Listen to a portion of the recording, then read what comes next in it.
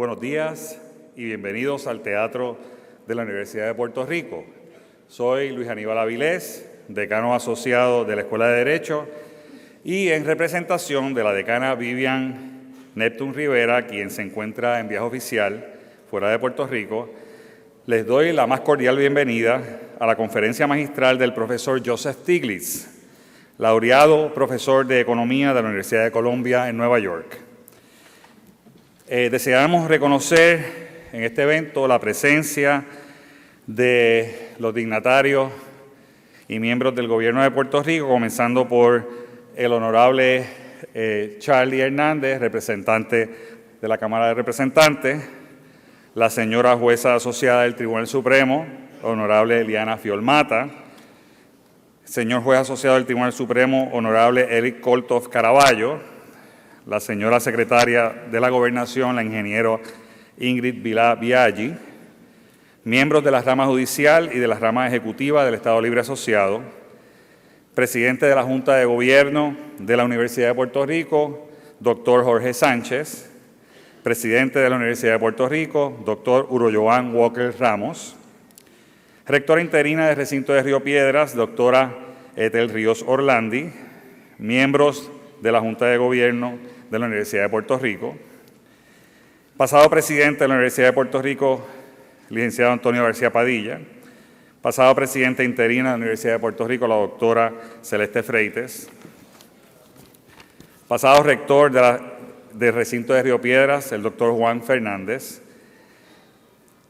presidenta del Colegio de Abogados de Puerto Rico, la licenciada Ana Irma Rivera Lacén, presidente del Centro para la Nueva Economía, el señor Miguel Soto Clas, presidenta de la Asociación de Economistas de Puerto Rico, la doctora Mónica González Bonín, decanos y decanas, senadores y senadoras académicos, miembros del claustro de la Universidad de Puerto Rico, estudiantes, miembros de la prensa, invitados e invitadas todos. Nos llena de mucha satisfacción que el Centro para la Nueva Economía, el Centro de Periodismo Investigativo, la American Civil Liberties Union, hayan hecho posible la visita del profesor Joseph Stiglitz y que nuestra Escuela de Derecho, su Clínica de Asistencia Legal y la Revista Jurídica de la Universidad de Puerto Rico sean parte de esta iniciativa de brindar un espacio para la reflexión y el compartir de ideas en el momento histórico en que nos encontramos. Nos honra sobremanera la presencia entre nosotros del profesor Stiglitz, Premio Nobel en Ciencias Económicas del año 2001. El profesor Stiglitz se une a la larga tradición de economistas de la Universidad de Columbia que, como el pasado rector de esta universidad, Rexford Tocqueville, retaron la ortodoxia de la economía clásica y sembraron en Puerto Rico sus idearios, que bien nos ha servido durante los pasados 70 años. Que para bien sea su presencia entre nosotros este día. Sin más, para hablarles sobre esta novel colaboración entre la Clínica de Asistencia Legal de la Escuela de Derecho de la Universidad de Puerto Rico, el Centro para la Nueva Economía, el Centro de Periodismo Investigativo y la American Civil Liberties Union, les presento a la directora de la Clínica de Asistencia Legal, la profesora María L. Jiménez. Buen día.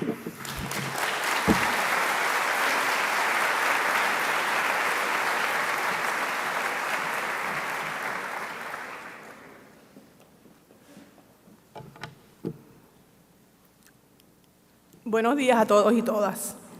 Con la visita del doctor Joseph Stiglitz a la Universidad de Puerto Rico, la Clínica de Asistencia Legal de la Escuela de Derecho celebra el comienzo de un proyecto de investigación y servicio para promover el cambio social.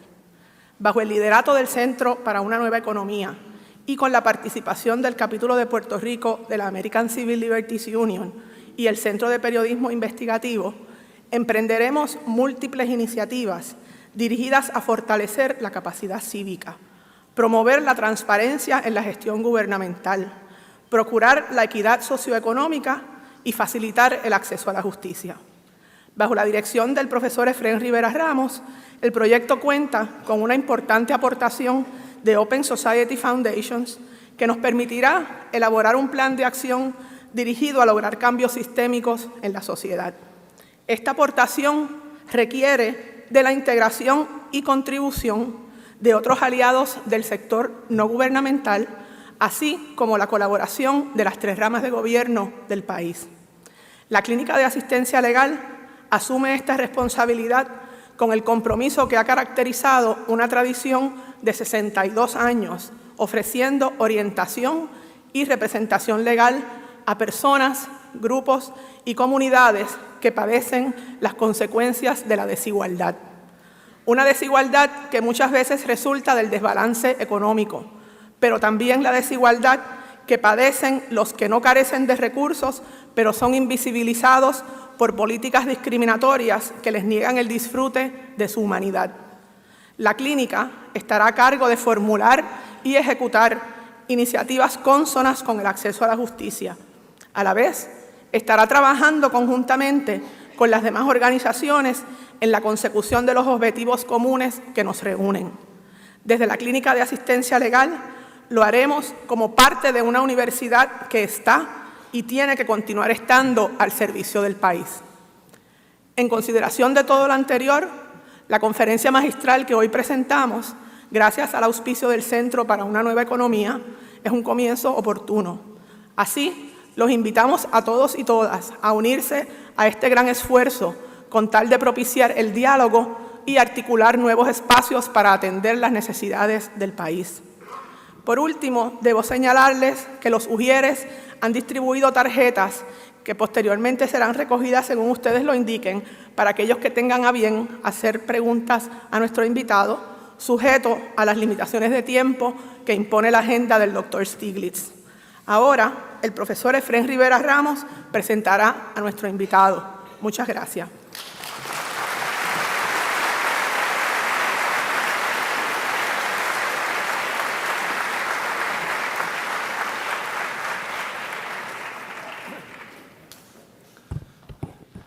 Muy buenos días a todos y a todas. Me uno al saludo protocolar, pero quisiera decirles que el señor presidente de la Universidad de Puerto Rico, el doctor Urayoan Walker, y la señora rectora del recinto, la doctora Ethel Ríos, me han solicitado que les dé un saludo muy especial de su parte. Ellos han apoyado esta actividad desde el principio. Además, me han dicho lo siguiente, que ellos, digo yo ahora, muy generosamente y con un gran espíritu universitario, han decidido prescindir ellos del saludo protocolar, por lo que me han dicho, para que el doctor Stiglitz tenga más tiempo para hablar y para que ustedes tengan tiempo de hacer preguntas.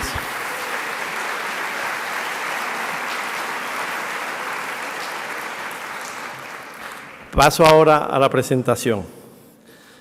El doctor Joseph Stiglitz es una figura de alcance internacional con una larga trayectoria de trabajo intelectual dedicado al análisis de los más acuciantes problemas económicos y sociales de nuestro tiempo. Obtuvo su doctorado en MIT en el 1967 y en 1970 ya era catedrático de la Universidad de Yale. En el año 1979 obtuvo el premio John Bates Clark, concedido cada 2 años por la Asociación Americana de Economía al economista joven que hubiera realizado la contribución más importante en su disciplina. Ha sido profesor en las más prestigiosas universidades. Ha recibido más de 40 doctorados honoris causa. Actualmente es profesor en la Universidad de Columbia en Nueva York. Allí fundó y copreside la Iniciativa para el Diálogo sobre Política Pública. Esta entidad reúne a prominentes economistas, científicos sociales y centros académicos y de política pública para analizar desde una perspectiva comprensiva los problemas que enfrentan los países en desarrollo. Según la información provista por la iniciativa, esta se dedica a promover, y cito, un discurso más inclusivo y pluralista sobre los principales debates globales en torno al desarrollo económico y político, en los cuales los países se encuentran con frecuencia con un conjunto reducido de prescripciones de política pública que pueden no ajustarse completamente a sus preferencias y capacidades domésticas. Cierra la cita. La iniciativa, además, y vuelvo a citar, ayuda a los países a analizar los complejos dilemas de política pública que enfrentan y les provee acceso a una gama más amplia de soluciones económicas que propicien el desarrollo democrático, equitativo y sostenible. Cierra la cita. En el 2001, el doctor Stiglitz recibió por todo su trabajo el Premio Nobel de Economía, pero especialmente por sus análisis de mercados con información asimétrica.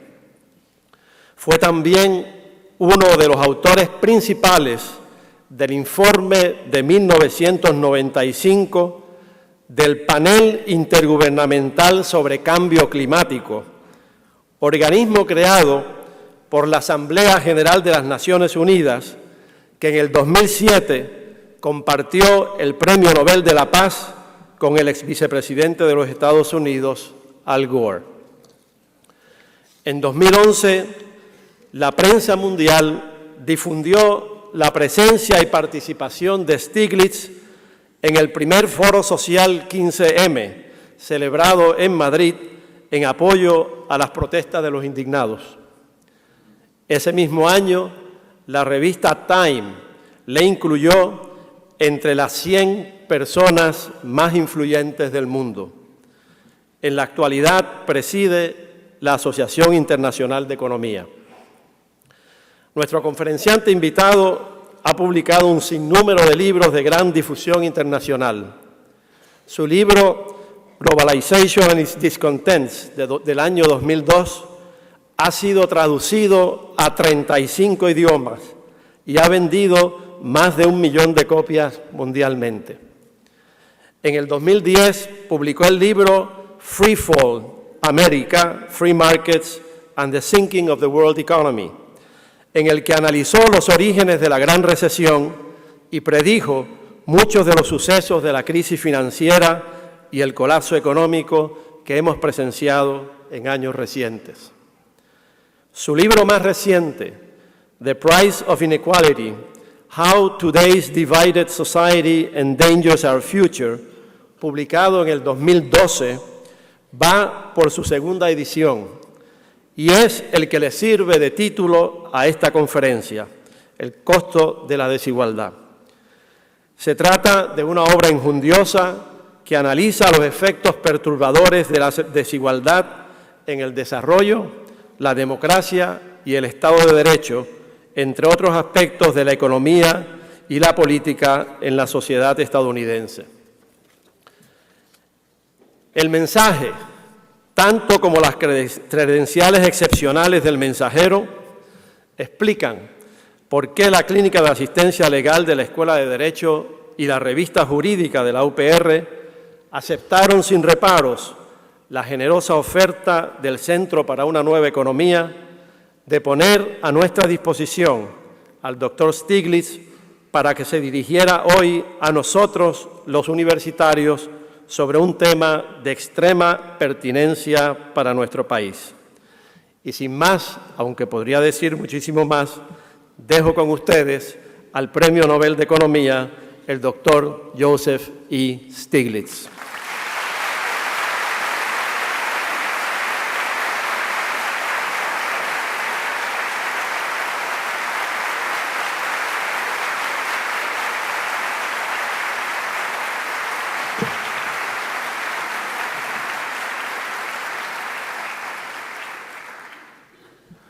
Well, thank you very much for that introduction. I wish I could have understood it.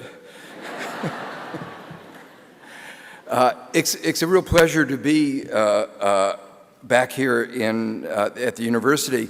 I don't know if he mentioned that I was here some 41 years ago giving a lecture, probably before most of you were born. It took me a little while to get back, but I finally made it. I'm going to be talking about the price of inequality and some of the implications for Puerto Rico. But before I get into I want to describe more broadly what might be described as the malaise in which the United States and more broadly the North Atlantic has been mired in for the last more than half a decade, because it has a lot to do with the inequality that we are now experiencing. The United States has been experiencing very slow growth. Our economy now is about 15% below our potential, below where we would have been had we not had the crisis in 2008. Our growth is so slow that we are barely able to create enough jobs for the new entrants into the labor force, an issue which you can be familiar with and has obviously very serious consequences for young graduates. In most countries in Europe, the GDP per capita adjusted for inflation is lower than it was 5 years ago. We were told that it was a financial crisis. We were told that because it was a financial crisis, basically we ought to focus our attention on fixing the banks. And that was why we gave so much money to the banks. Well, we have largely fixed the financial sector. I don't think we fully fixed it, and I'll have a few words to say about that later. But it's very clear that having fixed the banks and given them hundreds of billions of dollars, that our problems have not been solved. And that suggests that there were deeper problems even before the crisis. And I believe that to be the case. The country was, in many senses, from an economic perspective, sick before the crisis. And the crisis and the problems of the economy were masked over by the bubble. What the bubble enabled the United States to do was to continue to grow, even though there were some fundamental weaknesses. As a result of the bubble, the bottom 80% of Americans were consuming 110% of their income. And you don't have to have a PhD to figure out that that's not sustainable. And as one of my predecessors as chairman of the Council of Economic Advisors once said, that which is not sustainable won't be sustained. And this was not sustained. The breaking of the bubble itself left in its wake even deeper problems: a legacy of debt, an overhang of real estate. Today, both of these are being worked out. Some of the debt has been repaid. We've had underinvestment in real estate for 5 years, and the overhang has largely, but not entirely, been corrected. But that means, having dealt with these two issues, we are left back with our original problem. And so I want to describe very briefly what I see those original problems. What were the problems that we had in 2007, 8, and the years before the crisis that was masked over by the bubble that the Fed helped create? Well, I would describe it as fivefold. The first is growing inequality, which is the subject of my talk, and I'll come back to that. But before I begin to focus on that, I want to put it into a broader context. The second is there was a need for structural reform. All countries are almost constantly in need of structural reform, but we were facing a particularly acute problem, and we weren't dealing with it. The need for structural reform has to do with the decline in manufacturing. You might say the successes we were having in manufacturing. When I say successes, what was happening was that we were having enormous increases in productivity in manufacturing, increases in productivity that outpaced the growth in demand in manufacturing. And when productivity increases outpace demand, employment goes down. And when employment goes down, the workers have to get jobs somewhere else.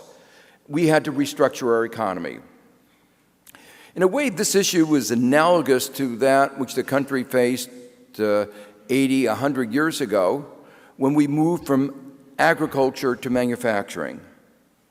Then again, we were the victim of our own success, beginning with government actions in the Morrill Act in 1863. Investments in research and extension services paid off. In the 19th century, about 70% of all workers worked in agriculture. But because of the investments in research, productivity was increasing, again, enormously, and fewer workers were needed to produce the food that we needed. So today, for instance, only 2 to 3% of our workforce is engaged in agriculture, and it produces more food than even an obese society can consume. So that's a success, but it's also a problem because all those workers, the 70% of the labor force, had to go from agriculture into something else. And that something else in that time was manufacturing. Today we face a double problem.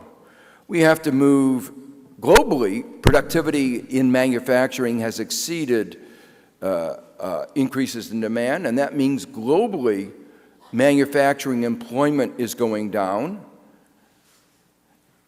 And that means globally there has to be restructuring. But in the United States and the other advanced countries, there's a change in what might be called global comparative advantage.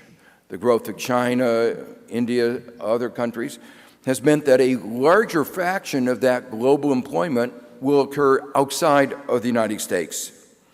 And so we have to restructure our economy, move out of manufacturing into other sectors. Markets on their own don't do this kind of restructuring well. It's always needed government. But just at the time that we need more government to help us restructure, government is pulling back. And so that's the second problem. The third is that we've underinvested in the public sector. We've underinvested in infrastructure, technology, and education, a whole host of things where public investment is absolutely essential.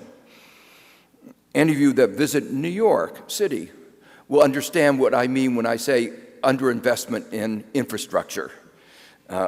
Coming down here, I had to go to the airport, and it's worse than the roads are worse than in the developing country. And you have to be very healthy to withstand the shock that you get as you go along the road. There's obviously no reason why the United States should have poor roads, poor airports, a worse education system than many countries in Asia. It is a decision that we've made, and I think it's the wrong decision. Fourthly, we have a dysfunctional financial system.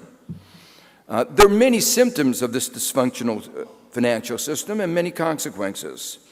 For instance, before the crisis, the financial system was taking up 8% of GDP, 40% of all corporate profits. The financial sector is supposed to serve the rest of the economy, but in fact, it was not. It was not lending, especially to small and medium-sized enterprises. It was not serving the basic societal functions of allocating capital well, managing risk, running an efficient payment system. Of course, there were parts of the financial system like Silicon Valley, that were providing finance to new enterprises. But that was a minuscule fraction of the financial sector. What it was particularly good at doing were things like predatory and discriminatory lending, abusive credit card practices, market manipulation, anti-competitive practices, a whole list of things that they were very innovative at. But as a consequence of that kind of innovation, it did not lead to investments in the private sector that would have sustained our economy. This is not just my view of the kind of innovation that the financial sector. Paul Volcker, who was chairman of the Federal Reserve, once said that he couldn't identify a single innovation of the financial sector that had led to higher economic growth except the ATM machine. And he was wrong, because the ATM machine was a British innovation.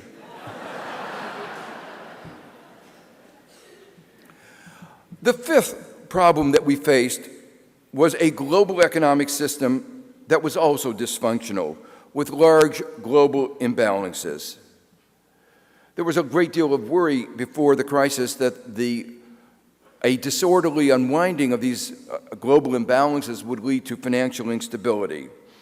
And now we're aware of another consequence of these global imbalances, a deficiency of global aggregate demand. Ben Bernanke, the previous chairman of our Federal Reserve, talked about a savings glut. But that was a particularly American perspective and an attempt to shift blame for the global crisis to China. From a global perspective, it was actually shocking that he would say a thing like that. There's not an excess of savings in the world. If you look around the world, there are huge investment needs. In developing countries, there's needs for infrastructure. Globally, we need to invest to retrofit the global economy to address the problems of global warming. So no one could say that we have a dearth of investment needs. The problem was there was a failure of our global financial system and our global economic system to redeploy the savings to areas where there were high social returns. The consequences of that in the United States were clear. You had this flow of money not going into new enterprises, going in to create new jobs, but to create shoddy homes in the middle of the Nevada desert. Now, the good thing, I mentioned before, that we are largely dealing with our excessive construction of homes. One of the advantages that we had is that we made those homes very shoddy, so they're not lasting very long, so that the imbalance between supply and demand is being corrected more rapidly than would normally be the case. But here, this morning, I wanted to talk about the first of these causes of our current malaise, and that is inequality. And I want to talk about it from a very broad perspective, and then I'll talk about some of the things that might be done about it. The first thing I want to observe is that inequality has been growing in most countries around the world, but not all countries. Several of the Latin American countries, admittedly marked by high levels of inequality, have actually had a reduction in the degree of inequality. Brazil is an example. And Brazil highlights the fact that government policies can make a difference. In Brazil, a series of governments, beginning with Cardoso and continuing with Lula, decided first to invest in education and then to invest in making sure that all children got access to medicine, got access to food. And what's so remarkable is that in a relatively short period of time, the benefits of these public investments began to show up in the statistics. And that's quite remarkable. Let me just say, quite often you undertake a program, and it takes a very long time for the benefits to show up in the aggregate statistics, the macroeconomic statistics that we look at. But in the case of Brazil, it has already shown up. Now, I said that inequality is growing in most countries around the world, but America always does things a little bit better. And America has achieved the distinction of having the most inequality of any of the advanced industrial countries. And it actually does that by quite a margin. A few countries are emulating the United States, are trying to keep up with the United States. UK is an example. Not doing too bad, but still we are winning the race. The inequality in the United States takes many, many dimensions. There is inequality at the top. The top 1% in the United States gets somewhere between 20 and 25% of all the income. There's inequality in wealth, which has been described in a variety of ways, much greater than inequality of income. The top 1% has somewhere between a third and 40% of all the wealth. The Walton family, originally owners of Walmart, that firm that is well known for its good labor relations, the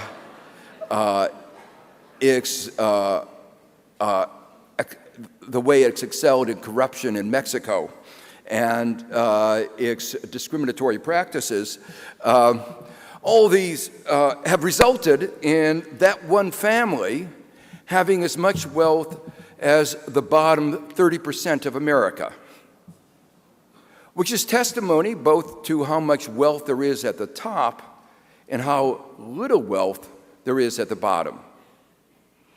There are inequalities in health that are resulting in actually, in some metrics, a decline in life expectancy at the bottom, certainly among those who are just who have not managed to graduate from high school.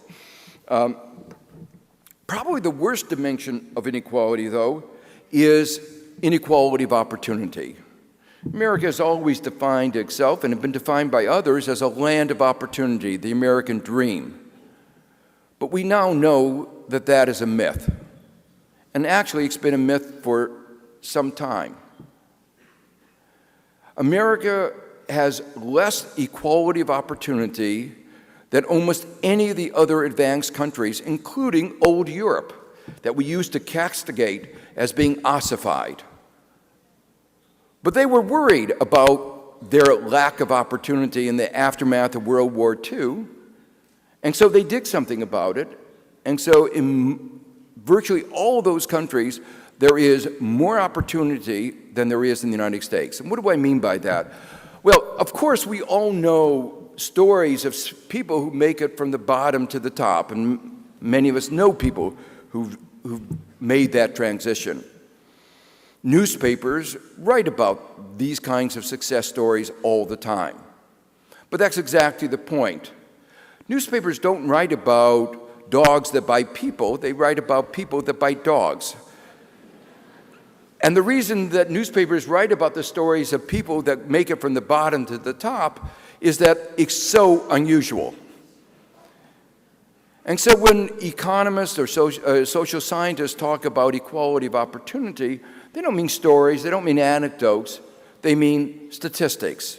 What is the likelihood of moving from the bottom to the middle or the bottom to the top? What are the prospects of the typical young person? And in terms of those statistics, the life prospects of a young American are more dependent on the income and education of his parents than in any of the other advanced industrial countries. And that should be very troubling to us. The lack of opportunity and the high level of inequality are in fact linked. Alan Kruger, the chairman of the Council of Economic Advisors earlier in the Obama administration, called this linkage the Great Gatsby. There's a curve. There's a clear linkage, not only when we look across countries, but even when we look across states in the United States. Those states, like those in the South, with the highest degree of inequality, are also the states with the least equality, with the greatest equality of outcomes. The two are linked, and there are a whole variety of hypotheses about why that is the case. Now, I mentioned before that inequality is growing in most countries, but not all. And that fact in itself is both, tells an important story and should be a source of hope. It means that it's not just economics that's driving the growth of inequality. The laws of economics apply on both sides of the Atlantic. They're not a special set of laws that apply in the United States that don't apply in the European countries and Scandinavia. The reason that the United States has more inequality and less equality of opportunity is a result of policies and politics. And I'm going to try to talk a little bit later about what some of those specific policies and politics are. There's some other observations that when we look at the data concerning inequality that tells us some important lessons. The fact that I mentioned there are many dimensions to inequality. One of them is the growth of inequality at the top, the larger share that people in the people at the top get. Another one is the growth of poverty at the bottom. More people are in poverty. And there's been a hollowing out in the middle. The incomes in the middle of the people in the middle have not been doing very well. President Obama has talked about it in terms of the squeezed middle class. It's also the case that the fraction of the population that lies within a band of the middle is getting smaller, and more of the population lie in the tail. But the fact that the top has grown, the middle suffered, shows that trickle-down economics doesn't work. The idea of trickle-down economics was that if you threw enough money at the top, everybody would benefit. It would trickle down to everybody. I wish it were true, because if it were true, we would all be doing very well. We've thrown a lot of money at the top. They are doing very, very well. But those in the middle are not. Just to give you a feeling for how bad things are, median income, median is half above, half below. Median family income in the United States today is lower than it was more than 2 decades ago. It's basically at the level that it was a quarter century ago. We've had stagnation for a quarter of century. But if we look at particular demographic groups in the United States, things are even worse. One demographic group that I have a lot of sympathy for are men.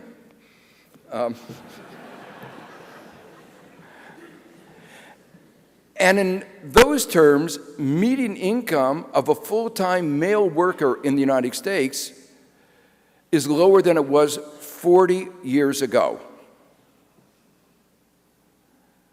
And if you talk about the median income of a full-time male worker who does not have a college education, who's just graduated from high school, it's down about 20% adjusted for inflation. So their incomes have actually been declining. So what is very clear is that trickle-down economics has not been working, it never worked anywhere, but it's particularly not been working in the United States. Well, the next natural question is, why is there so much inequality in the United States? How can we explain it? And that is obviously a complicated question. I can only touch on some aspects. The aspect I want to emphasize right now is that inequality in large measure is associated with what economists call rent-seeking. There are two ways of getting wealthy, for those of you who aspire to that. One way is to produce something valuable, to think of a new idea and to commercialize it. The other one is to get a larger share of the national income. We call it wealth appropriation. One is wealth creation, the one is wealth appropriation. We think of the oil-rich countries in the Middle East, for instance, as rent-seeking economies. They have a certain amount of oil, that's the source of their wealth. They don't produce anything, they just basically take that oil. Question is, who gets the value of the oil? And what happens is in these countries, typically weak, not democratic, is that there's a fighting over who gets the rents. And in the process of fighting over the rents get destroyed. There's no wealth creation. It is basically rent seeking. Well, unthinkingly, to a large extent, the United States has become a country of rent seekers. There are a whole variety of examples of this rent seeking. Monopolies are an example where the way a monopolist gets a high income is to restrict production rather than to expand production. If you look at the list of Forbes 100, several of the people at the very top have gotten their money largely, not entirely, but largely through the exercise of monopoly power. It's not that they didn't do some innovation, but in a competitive economy, even if you're innovative, there are other innovative people, and the amount of money that you can get out of innovation is limited by competition. But these monopolists have been very innovative in figuring out how to exercise monopoly power. It's an understandable exercise of creativity, but not one which benefits the rest of society. You can see it in telecom, where telephone rates in the United States are something like 10 times the level that they are in more competitive economies like India. And you can see it even worse in countries like Mexico, where telephone rates are about 10 times that in the United States. Not a surprise that the owner of the telecom industry in Mexico is very, very wealthy. There are other examples of rent-seeking. The CEOs in the United States, the average CEO today has a pay something like 250 times that of the average worker. He may be productive, but is he that productive? In particular, there are other dynamic economies, India, China, Japan, Europe, where CEOs get more pay than the average worker, but the ratio is 10, 30, but nowhere near 250 to 300 times. There's no way you can justify the degree of inequality in the United States by differentials in productivity.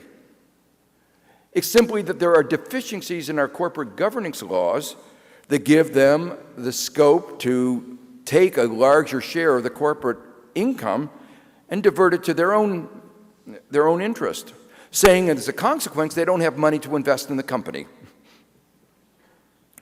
I could understand the pain they feel as they have to fire workers, and firing workers is unpleasant, but if they didn't pay themselves so much wages, they wouldn't have to fire so many workers. The more important point I want to emphasize is that for 200 years, and some of you in your courses have learned, economics courses, have learned that economists have tried to justify the degree of inequality that we have in terms of a theory called the marginal productivity theory. People at the top get higher pay because of the higher contribution to our society. That's nonsense. There are some people, let me make it clear, there are some people for which that's true, but we're talking about by and large. point was never clearer than in the aftermath of the 2008 crisis. I don't remember if you remember the huge controversy we had at that time about the bonuses. Remember, the CEOs of the banks had led the world to the brink of ruin. They had led their companies to the brink of ruin. And yet, in 2008 and 2009, the banks paid out millions and millions and millions of taxpayer dollars as bonuses to the CEOs. And was it for outstanding performance? Some of them were so embarrassed by this that they said, we'll have to change the name. We'll call it retention bonus rather than performance bonus. But then you had to ask the question, why would you want to retain somebody who had brought the company to the brink of ruin? Well, it was clear that the underlying problem was one of deficiencies in corporate governance. If we ask, what about those who really made a big contribution to our society? People who had invented the transistor, the laser, the basic mathematics underlying the computer, the discoverer of DNA. None of these people are in the Forbes 100. None of these are among the wealthiest in our society.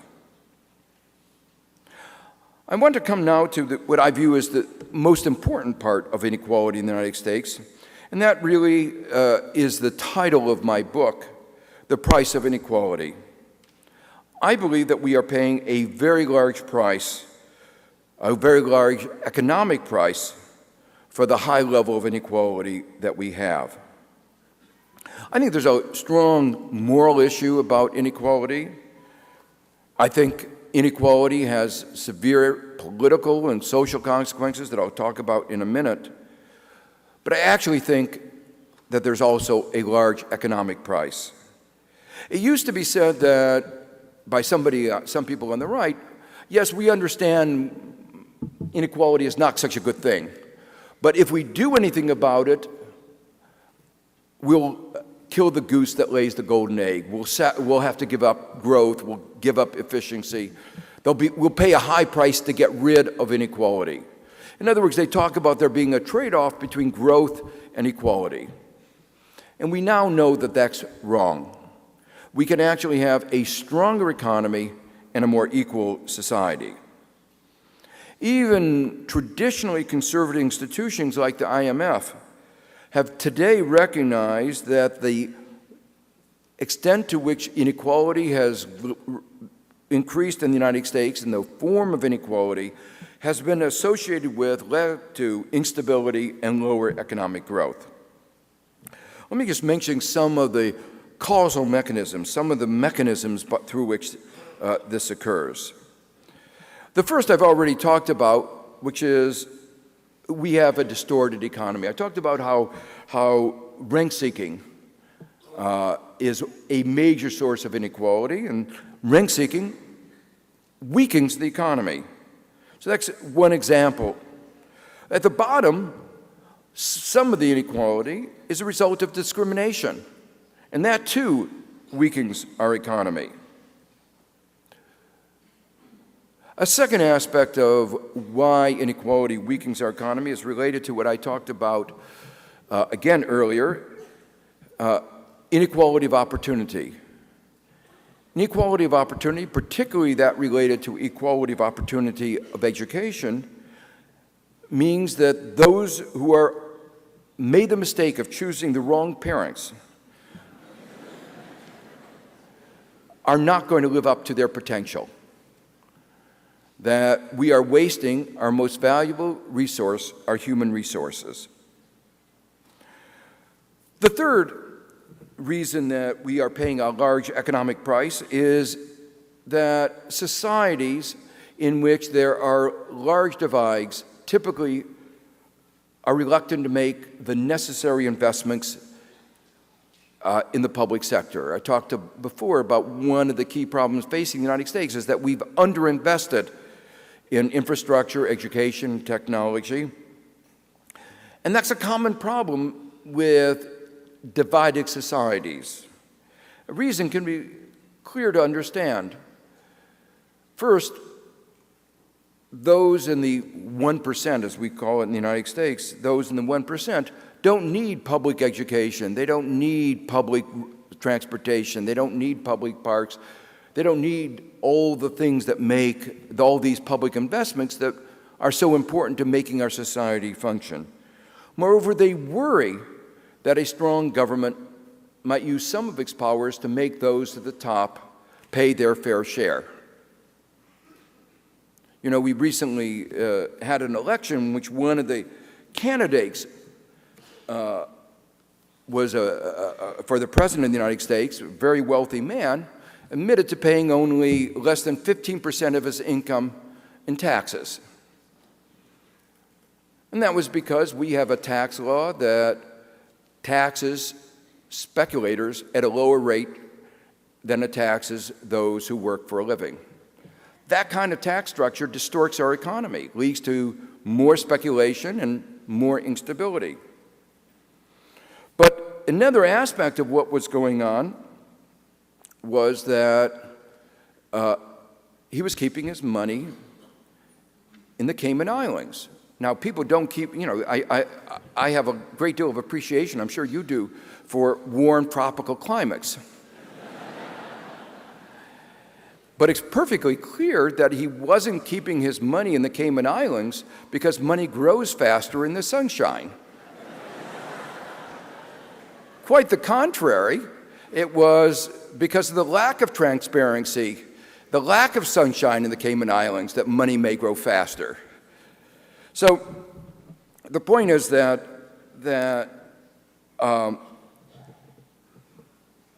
if you made these individuals pay their fair share, we're not talking about redistribution even, we're just saying pay your fair share,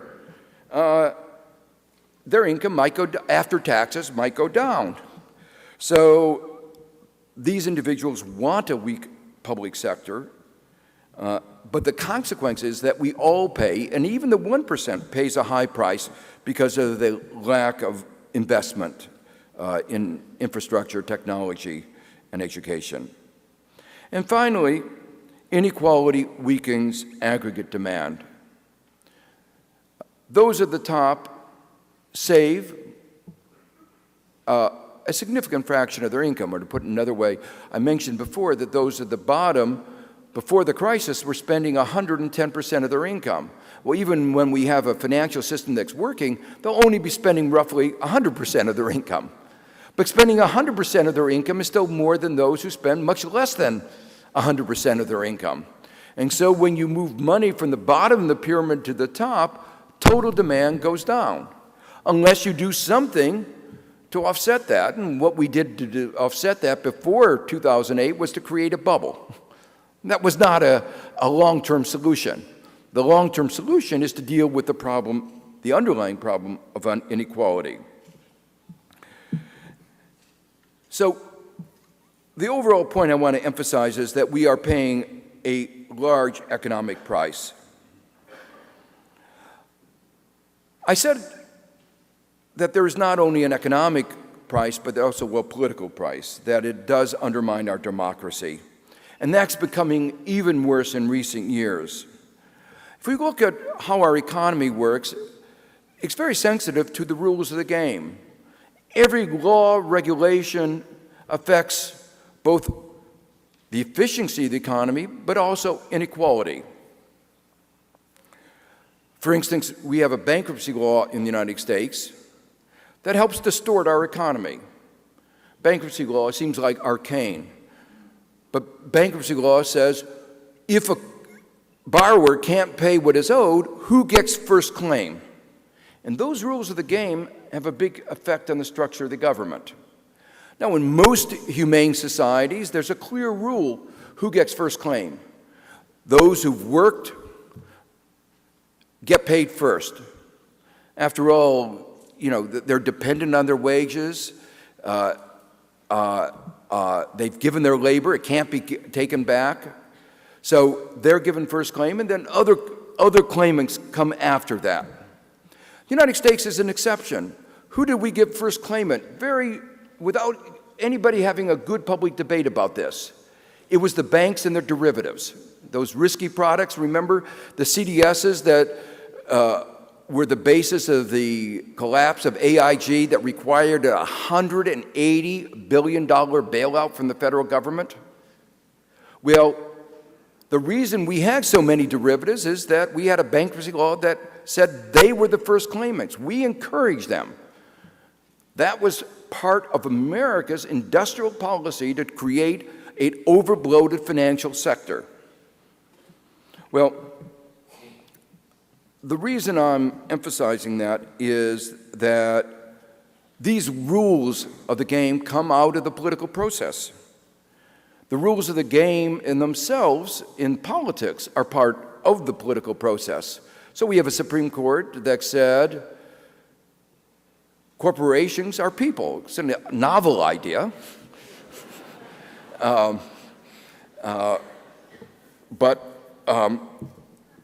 Having said that corporations are people, they then said they have the right to spend unlimited amounts of money to basically distort our political process.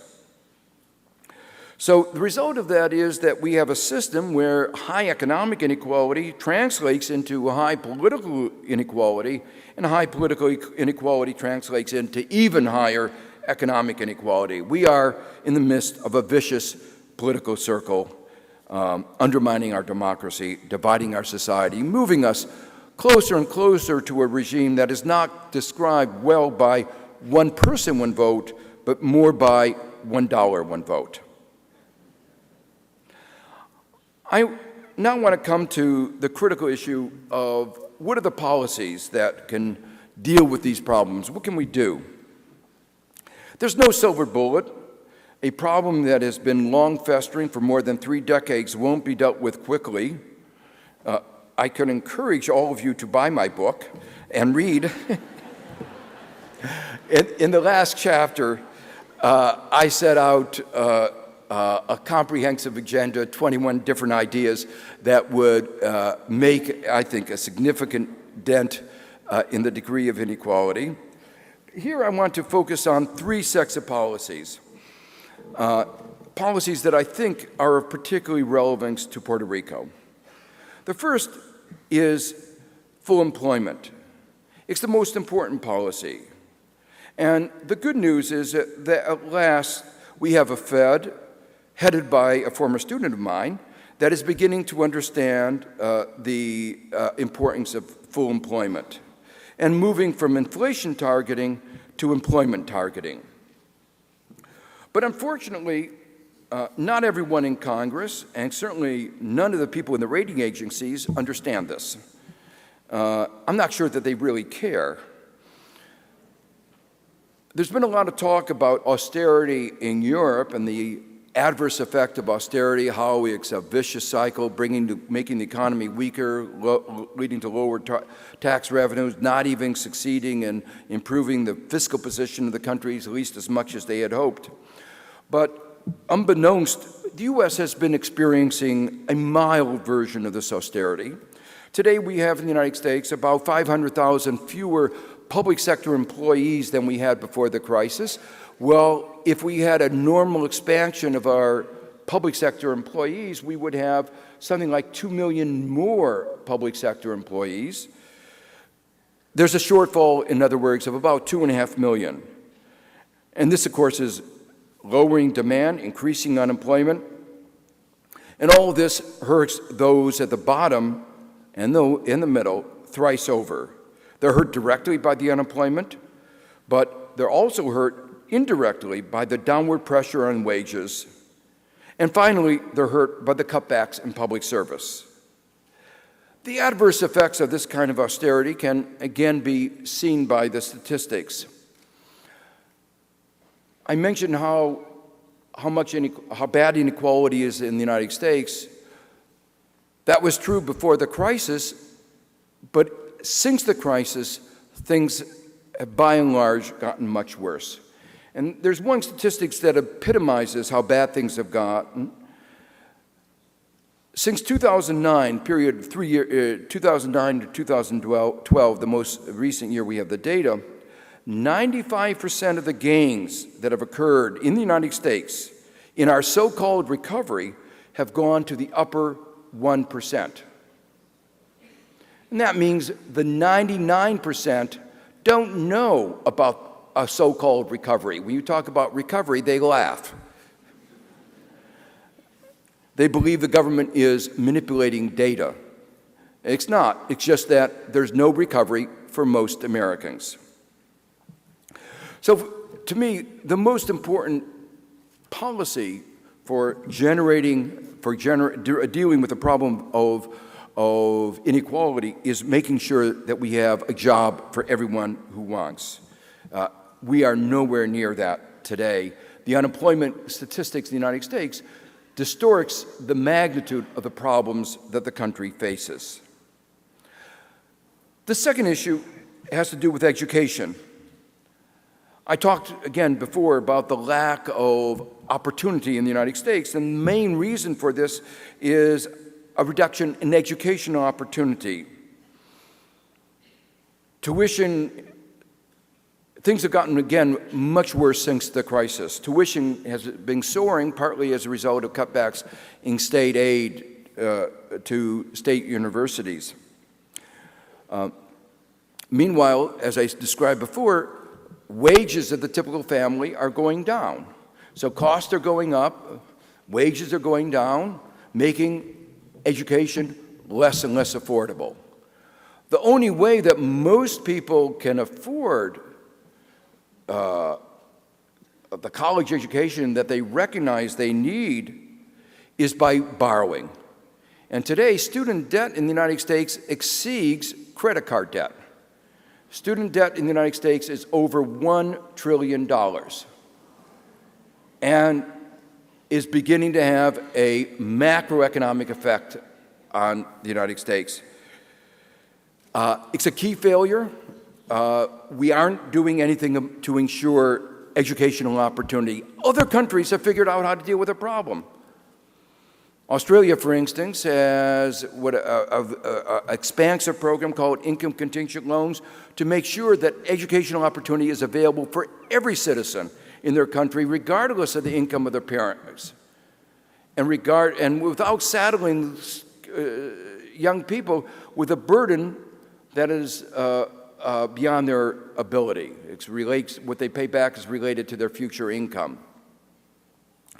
In the United States, on the other hand, we've gone exactly the other way. I mentioned before our bankruptcy law. One of the most invidious aspects of the bankruptcy law passed under President Bush was to say that student debt could not be discharged even in bankruptcy. So you could get a fresh start if you borrow money to buy a yacht and you can't afford it. You can get a fresh start if you borrow money to buy anything else but not education. A deliberate policy to make it more difficult for students to get access to education. The third key policy that I want to emphasize is industrial policies. Policies that explicitly promote economic growth. In fact, the most important successes in the United States, such as Silicon Valley, are related to government investments, including government investments in education. It's not an accident that Silicon Valley is located where it is. It's located next to Stanford University. And it was the university that promoted these innovations, which have been one of the main sources of growth for the country as a whole. And historically, government investments in technology have been the basis of our economic growth. If you look back, I talked earlier about our investments in agriculture and technology, beginning with the Morrill Act of 1863. Telecom, the internet, was a result of government investments. But going back more than a century, the first telegraph line was financed by the U.S. government. But instead of these kinds of government investments, we have policies that actually inhibit growth, particularly inhibit growth in Puerto Rico. Policies like the Jones Act that make transportation more expensive.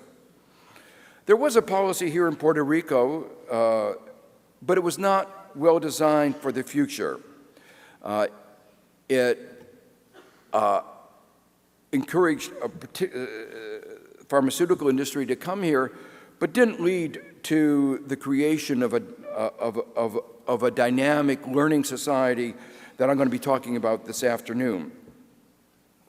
The U.S. did have an industrial policy, as I mentioned before. It was an industrial policy to encourage the financial sector, and it worked. It created an overloaded financial sector. There was special tax provision, special treatment under bankruptcy law, bailouts, repeated bailouts of the banks. Even today, we allow the FDIC-insured agencies to underwrite derivatives. Let me just conclude by a few more remarks about Puerto Rico. Puerto Rico has been going through a difficult time. That's to put it mildly. It's partly a result of the political framework with the United States, and I alluded just now to some aspects of that. What is very clear is that there needs to be more flexibility in the design of the programs.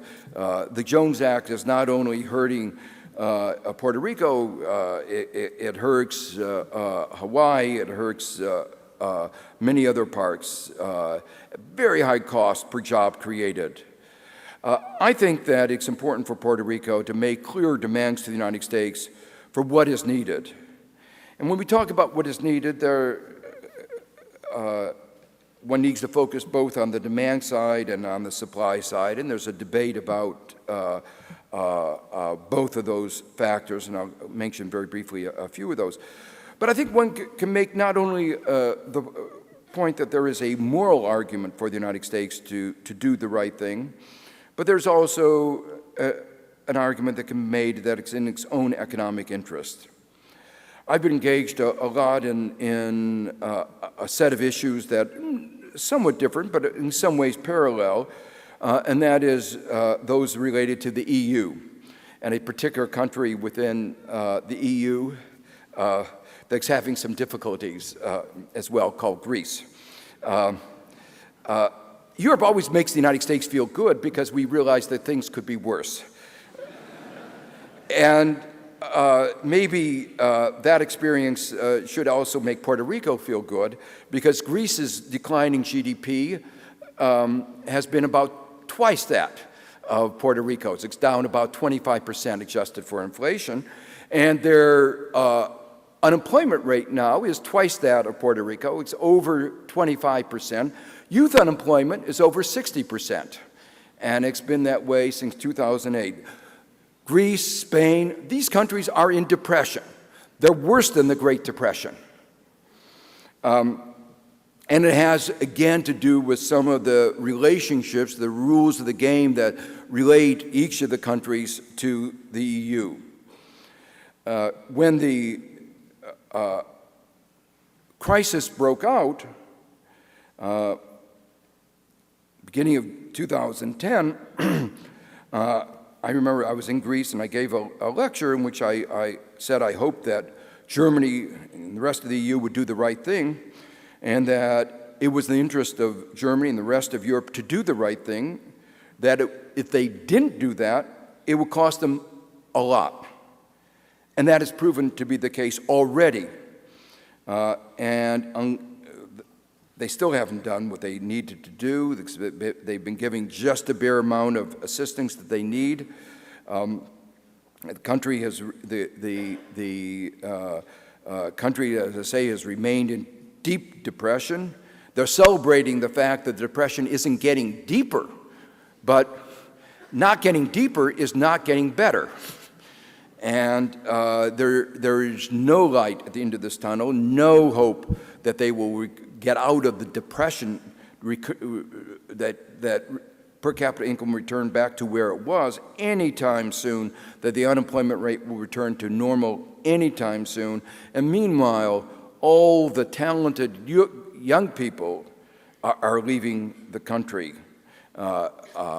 with strong implications for future potential growth.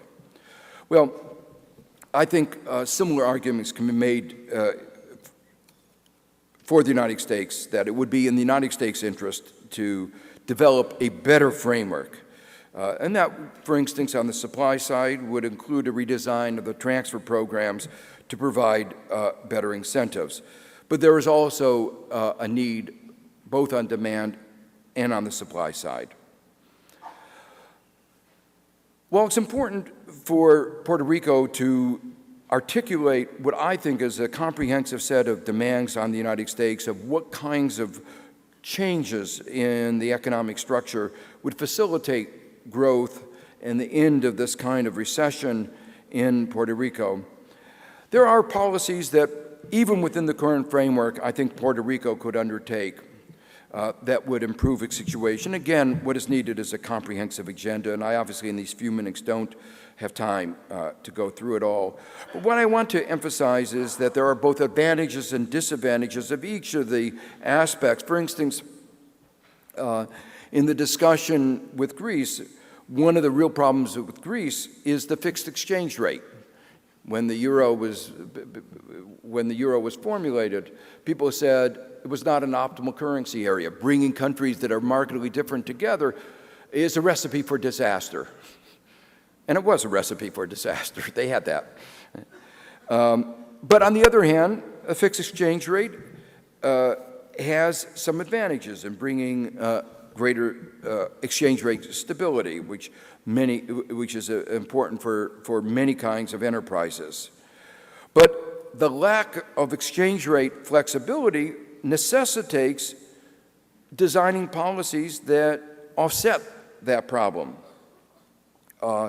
There is a necessity, for instance, to make sure that there's an adequate flow of funds to firms. I talked about the dysfunctional financial sector in the United States and how it failed to ensure that there was a flow of funds, particularly to small and medium-sized enterprises. Even today, 5 years after the crisis, the flow of funds to credit to small and medium-sized enterprises is 20% below what it was before the crisis. We haven't fixed that part of the system. The financial sector is still more interested in speculation, market manipulation, than they are in their core business of lending. Understandable, because there's more money to be made, and we have tax provisions that encourage it. Well, that brings me back to the theme I talked about of industrial policy. There needs to be active government policies to promote productivity increases. If you can't change the exchange rate, you have to work on the other side of increasing productivity. And this is where education and the link between research and enterprise formation becomes absolutely critical. I want to conclude with a remark. Rob Emanuel, who was chief of staff to President Obama, said at the beginning of the crisis, "We shouldn't let a crisis go to waste." Well, I think President Obama did let that crisis go to waste. As I described, we are not out in any sense. We have not dealt with the fundamental problems. Well, my hope is that Puerto Rico won't let the current crisis, which has been longer standing, go to waste. I hope that this crisis and the resolution of the crisis will open up a new chapter in the island's history. Thank you.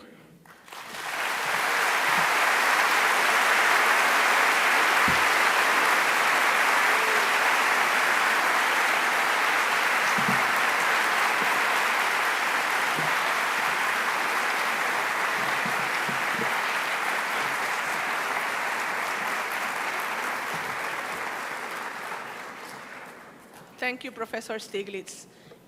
41 years have been a lot of time, so we have many, many questions. The first one, in a TV interview, you stated that the proponents of globalization were not honest about its consequence on worker wages in developed countries. Are there other areas of dishonest discourse regarding the consequences of globalization?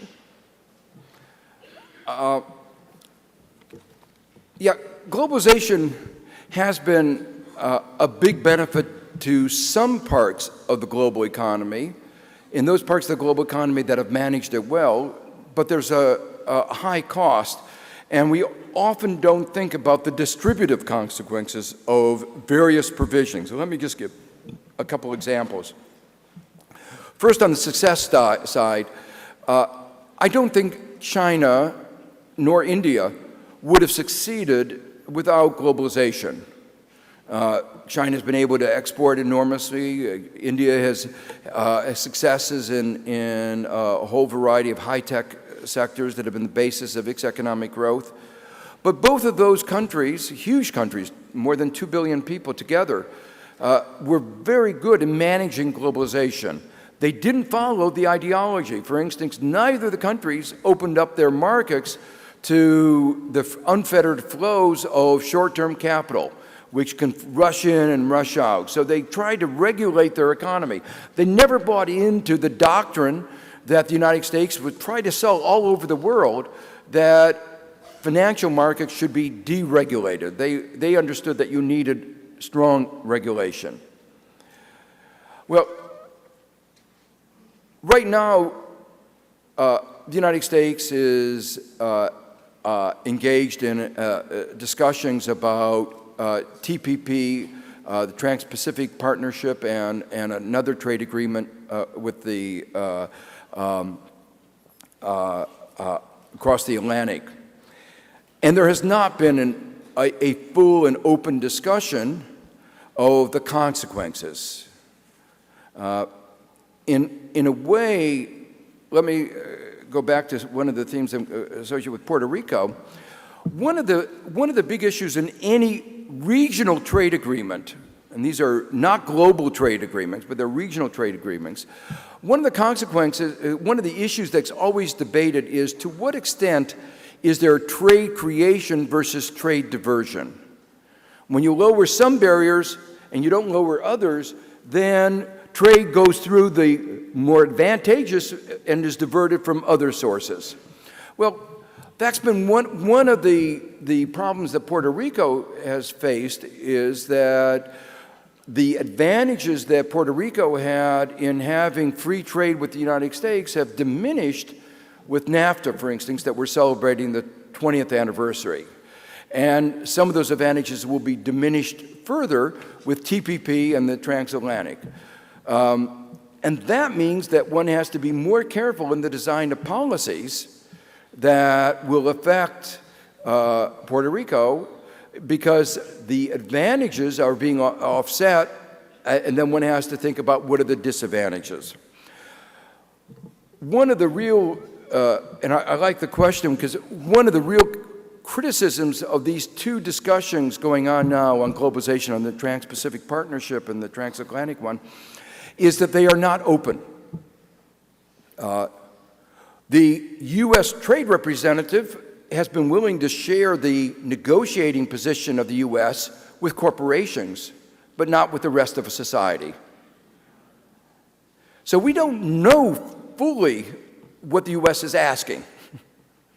But the response, both of civil society and many members of Congress, including some of the key people in some of the key committees, is we're not going to give you a blank check to pass any trade agreement if we don't know what you're asking for.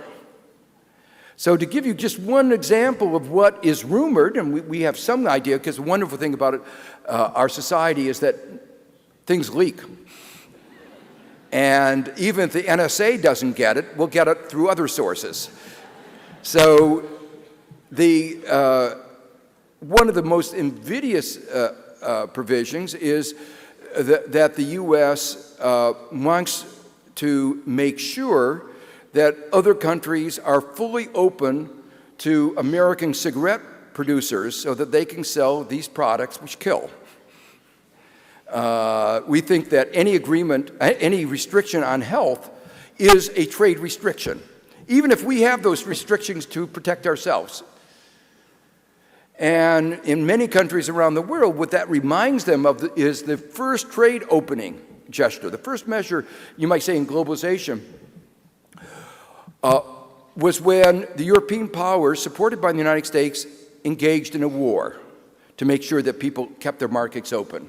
It was called the Opium War. There was a trade imbalance because European countries wanted to buy a lot of things from China. China had a lot of things, including China, that it was selling to the West and they wanted. But the West had nothing that China wanted. And then they thought of a wonderful idea. Why don't we, as we're going to pick up the China in China, why don't we pick up some opium in Afghanistan and sell it to China? Well, China figured out this is not really a productivity increasing import. It was actually not good for their society. So China had the nerve to say, we don't want any imports of opium. And the West said, that's a trade restriction. And you're not allowed to have a trade restriction. And we actually, the European powers actually went to war and won. And that is the beginning of trade opening measures.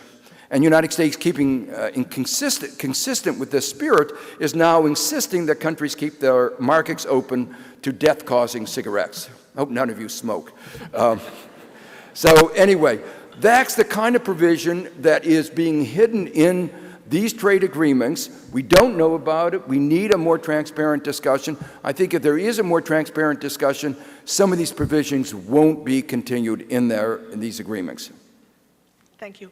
What is your position on patents? Do you believe they promote inequality by monopolizing ideas, therefore limiting those who can benefit from them and promoting wealth accumulation? I didn't quite. What? Patents. Oh, patents. Sorry. Yeah, that's a really good question. Patents are an important part of what I call our innovation system. In certain areas, they play an important role. In many other parts of our, what I call our innovation system, patents do not play an important role. Most important ideas are not patentable. DNA was not patentable. Mathematical algorithms are not patentable. The basic mathematics behind the computer, the Turing machine, was not patentable.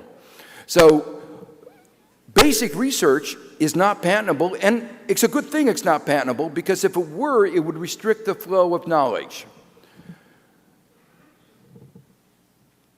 In the United States, there's a big debate about patents because in some parts of the country, in some industries, there's developed what is called a patent thicket.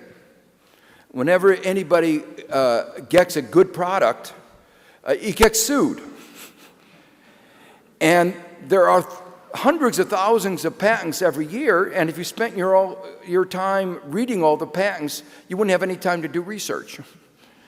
So people go ahead and do their research, and then somebody will sue you for a minor patent. There's a whole industry called patent trolls and patent holdups.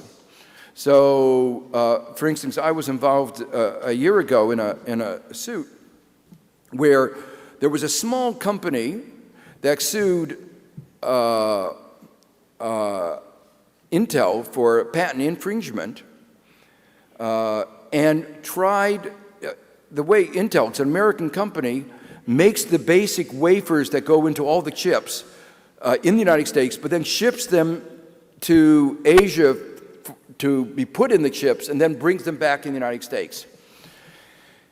And they claimed that these imports were a violation of their intellectual property. The company was a $7 million company. Most of the money went to patent lawyers. The United States, just to put it, spends, by some estimates, spends more money on patent lawyers than on research. I know you have a good law school here, so I'm sure that's important, but I think we've gotten out of proportion when we spend more money on the lawyers than we do on research.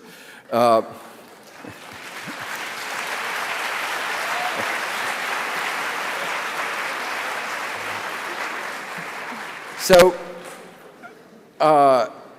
they try to stop, this little company, Intel has been investing $1 billion a year in research. They try to stop the importation of all the advanced chips from Intel into the United States, all the Apple computers, and about half of the HP computers that use these advanced chips in the United States.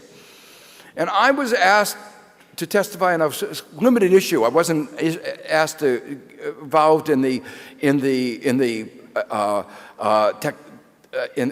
patent infringement and technology issues, but on the simple question, would this be bad for the U.S. economy? Now, you don't have to be a genius to figure out this is not going to be good for the U.S. economy.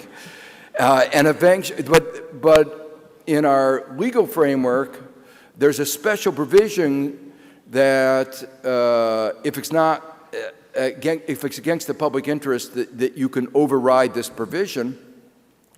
Only been invoked 4 times in the last 40 years.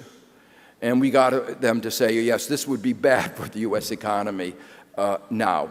Well, the point I want to make is that one needs a balanced intellectual property regime. And one of the big issues around the world is access to life-saving medicines, to generic medicines.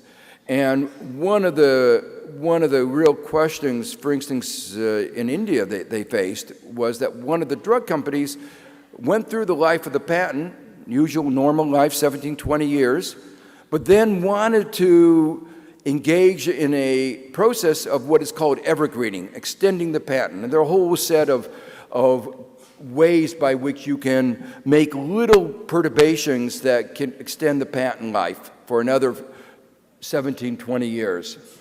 And the Indian Supreme Court said you can't do that.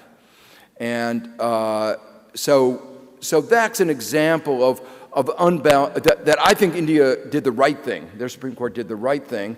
I think, in the balance between access to medicine and access to life-saving medicines, profits of companies, we have to have a better balance than is provided by our current intellectual property regime. And let me just say that there are actually many aspects of this issue, and I obviously can't go into all of them, but let me just mention 3.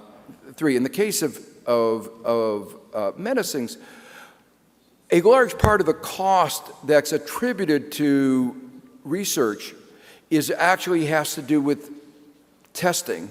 And a large part of the cost of testing is not testing, but marketing. The way we do the testing in the United States is very high cost, and that's because you're trying to enlist the doctors that once the drug is approved, they will prescribe it. So I've written that there is another way of organizing the testing processes that will be free from some of the conflicts of interest that have marked the American drug industry, and that would be a better way of doing it. Just 2 other examples of problems, just to illustrate the problems caused by IPR and to show you how difficult and how important it is to get the right balance. You all probably know the story of the Wright brothers having invented the airplane, or the critical aspect of the airplane. Actually, it turns out that basic innovation was discovered by a Brazilian many years before. Really interesting example of the fact that the patent office often doesn't know what is patentable, because you're not supposed to patent something that everybody knows, but not everybody knew it. The Americans didn't know about it. But whenever I talk about this to my students, we always have a Brazilian in the class, and he said, oh, the Wright brothers didn't invent it. It was done by a Brazilian. So everybody in Brazil knows this. But the point is that after the Wright brothers, the U.S. airplane industry did not develop, and that was because the patent office gave 2 different patents to 2 different people. And they created a patent thicket. Nobody wanted to innovate, because if they got the right from one person, the other person would sue. And to pay both of the guys off was prohibitively expensive. So it was not until World War I when, as I jokingly said, the imperative of being able to bomb Germany outweighed the importance of our patent laws, that what we did is we nationalized the patents. We formed a patent pool, and the U.S. government decided how much each person was going to get. But the patents were a real impediment to innovation. The second example is the automobile. A patent was given for a four-wheel self-propelled vehicle, and the person who had it, his intent was not to develop the automobile, but to develop a cartel to make sure the price was high. Henry Ford had another idea. He wanted a low-price automobile. He sued and lost originally, but eventually prevailed. But if he had not had the persistence and the deep pockets, the development of the automobile would have been delayed by a long time. Now, from the point of view of global warming, that might have been a good thing. But from the perspective of innovation, it was clearly an impediment to innovation. Thank you, Professor Stiglitz. We have many more questions, but you have a tight agenda today, so we want to thank you on behalf of the University of Puerto Rico for